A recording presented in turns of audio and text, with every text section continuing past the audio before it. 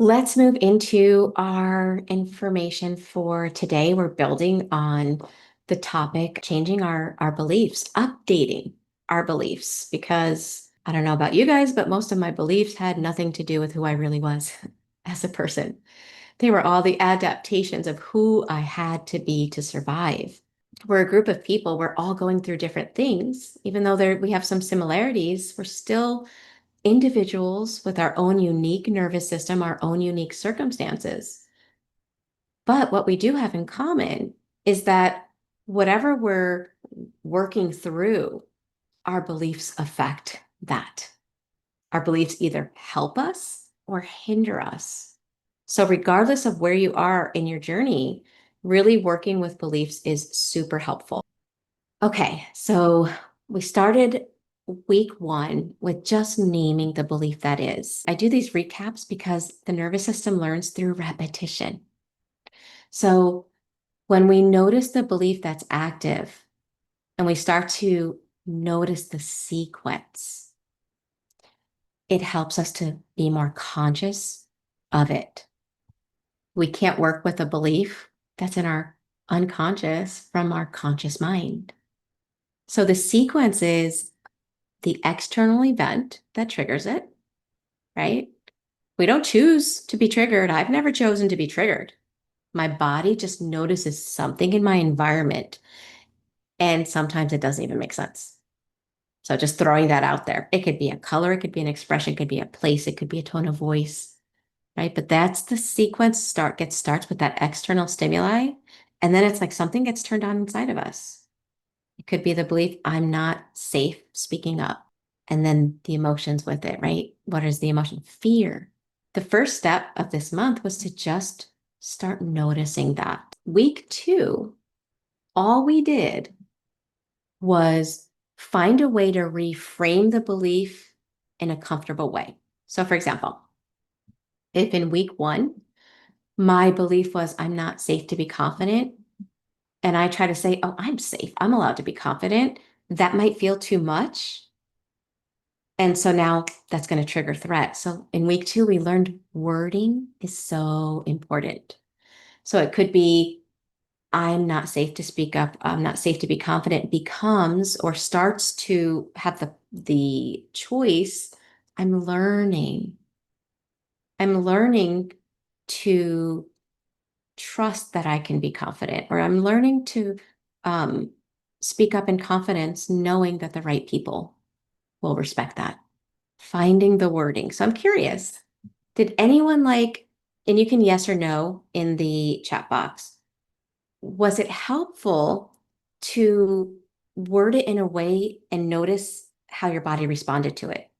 Right? Because we tend to go to the opposite. I'm not safe, I'm safe, without realizing we're actually activating ourselves more. Yes, very, okay, great. It was helpful. Yes.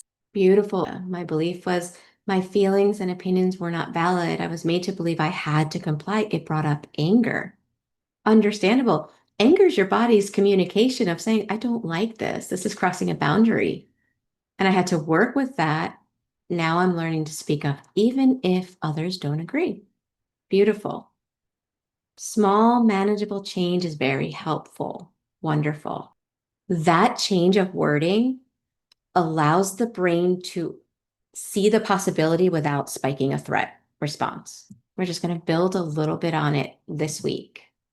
And it's about giving your brain a choice instead of forcing it. Tell me if you guys were anything like me. I tried to beat my body into it. I'd be like, this is who you are. And I tried to force myself and shove myself. And it literally felt like I was flinging myself against a brick wall, smashing down to the bottom and doing it all over again. Yes or no, if this resonates, if anyone else was like me, if you're not, wonderful. If you did it more gentle, wonderful. I had to learn how to be gentle. And it's understandable. Like for me, there were so many years and decades in trauma. Of course, I wanted to heal fast. So we have to be really compassionate with ourselves for that. Like there's no judgment. So that being said, since we're kind of looking now, we're really peering at our body and noticing in one or two words, what are you noticing inside? right? This is how we during these meetings, we keep our body with us. What are you noticing sensationally in your body right now? Peace, alert body.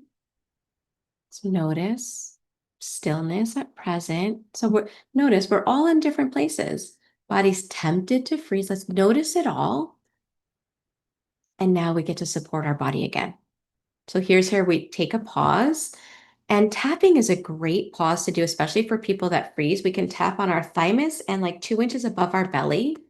Let's just do 30 seconds and then we'll tap our K27s, which is our kidney. I'm going to mute myself so I don't give you guys a headache.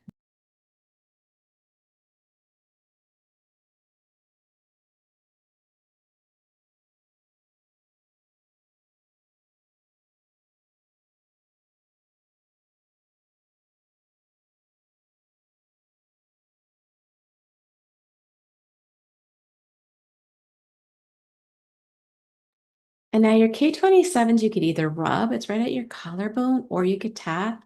You could do it with one hand, you could do it with two. This is a great spot to rub or tap when you need energy. When you feel your energy is going, this spot is wonderful. So just tap or rub, whatever feels right. See what you notice. Take a moment to use your eyes to orient to your surroundings. Look behind you. Notice that no one's here. Really take a moment to, even if your brain knows, I know there's a wall behind me, still use your eyes to turn around and see it. We're showing our nervous system, which is in our body, right? We're showing our body, look, we're okay and we're here. So help me to know what that was like. Was there a change from before we did the tapping? A big sigh. Sighs are your body's way of saying, oh my goodness, I'm in the present. I didn't realize it. Like, how awesome is that? Couple of big breaths. Notice that. I yawned. Right. There's your body getting that parasympathetic. Another yawn. My K12s were sore. So when we have stuck energy, these spots can be sore. Notice that. That's not a sign to not rub there. Just do it gently, but still do it, because what you eventually want to do is be able to rub them without the soreness. So that's something you may want to do regularly for a little bit. Mornings are great to do that, by the way. Okay, now we're a little bit more present, right? So notice we do this work, we check in with our body. We make sure our body stays with us. Tapping sent a vibration, my bones release something. Yes, the vibration is so helpful. When we're frozen, or if we've been frozen, or if we have to stifle things, we're tight. We get that vibration going, we get things moving. Very helpful. Okay.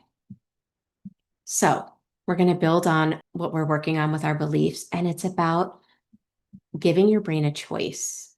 So rather than doing what I said before, which is the force, right? And the whipping your body into shape and thinking you need more willpower, we want to let that go and realize that the brain loves choices.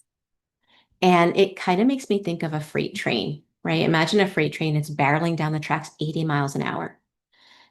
Telling that freight train to stop and change direction, I look at all of that momentum and how difficult that would be. Well, when we try to force our body, it's kind of what we're doing. We have all this momentum from the past that says, I'm not safe. And we're trying to say, you're safe. And it doesn't feel good in the body. But you think of a train, right? When the train does have to change direction, there's like a switch track. And it's just this tiny little mechanism that you put that lever down and the train never has to slow down. It doesn't have to stop. It doesn't have to be overpowered. It simply is offered a choice, and now it can start in a new direction. And so the way we can use this with our beliefs, and this was so helpful for me, and I'll explain why, but the way we do that is with one simple question. Week one, we know the belief that's keeping us stuck, right? We talked about it in week one. Week two, we reworded it in a way that felt good. Week three is the question. We ask ourselves, if I really believe, if it's I'm safe, or I'm safe being authentic, if I really truly believe I'm safe to be authentic, even if people don't like me, what's one small thing I might do, think, or feel today? That one question is like that lever that bypasses the resistance and works with your mind instead of against it. I'm going to talk about 4 reasons why it works. The first one has to do with the fact that our brain is a prediction machine. So whenever we've traveled down a pathway, a neural pathway for a long time, it's like the tracks of a train. They're very clear. Let's say that track is I'm not safe to be authentic because I was shamed every time. Now I'm like, oh, I'm safe. My body literally looks at both directions and is like, that track of I'm not safe is really well born. This one that you're saying is not, there's nothing there. I don't believe you. Is basically what our body will say. And so when we offer the question, like, if I believed it, what would I do? It allows your brain to choose, like, oh, you probably do this. And now it's like laying a track in the other direction without forcing it. So that's one reason why it works. The other reason is that it lessens cognitive dissonance. Our brain hates cognitive dissonance. We know that through narcissistic abuse, right? They love me, but they treat me so bad. And then we ping pong between the two and we can get stuck. So cognitive dissonance can keep us stuck. So if I try to force I'm safe to be me, and the body's like, the nervous system's like, your body doesn't feel safe. Those are your words. This is what I feel. Cognitive dissonance, right? But instead, if I say, what would I be doing today if I felt safe? What might I be thinking? It introduces a hypothetical bridge and it allows our prefrontal cortex or the area of our thinking to explore a possibility without being triggered into a threat. So think about that. That's another reason. Is this making sense? Right? I'm a big why person. I have to understand it in order for me to be willing to change it. For me to stop flinging myself against a brick wall as much as I knew the saying by Einstein, like doing the same thing over and over and expecting a different result is insanity. I knew that, but because I didn't have another way of looking at it, that's all I knew. So when I learned the why, it really helped me to be willing to be like, okay, well, let me try. Let me try something different. The third way is that the brain is or that it's helpful is that the brain is constantly predicting what's going to happen next based on our prior experience. So if we're someplace and we just feel unsafe, even though we are safe, like yes or no, if you guys have been in a place where you know you're safe up here and your body's acting as if you're walking through a minefield, yes or no? Okay, so we have yeses.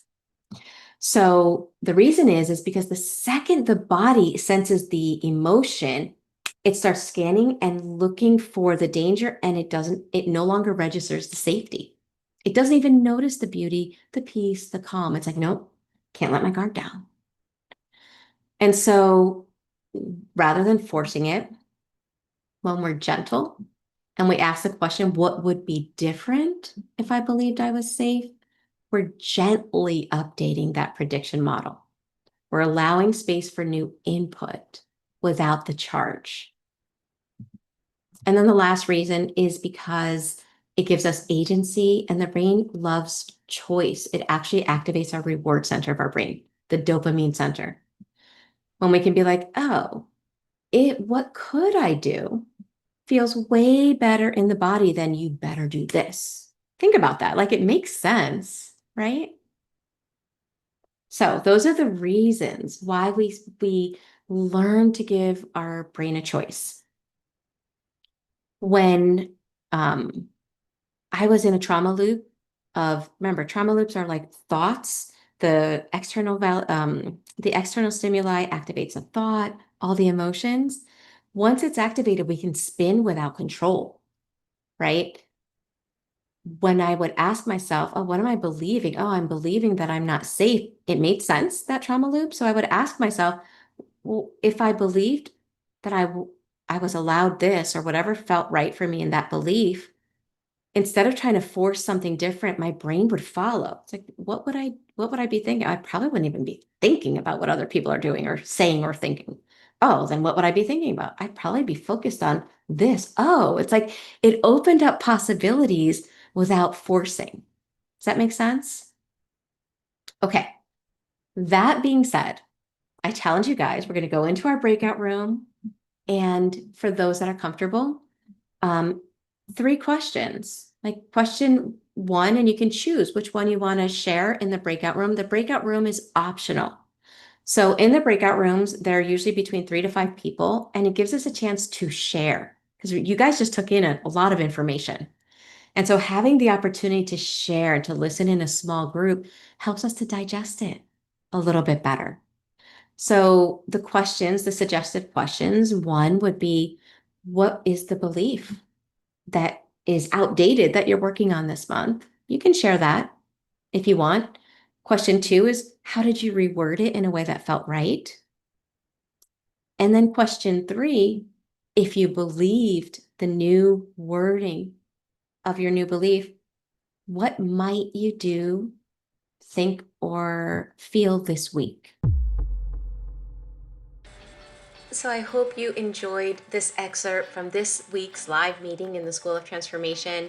This is where we don't just talk about trauma and trauma healing, but we do the inner healing together as a group.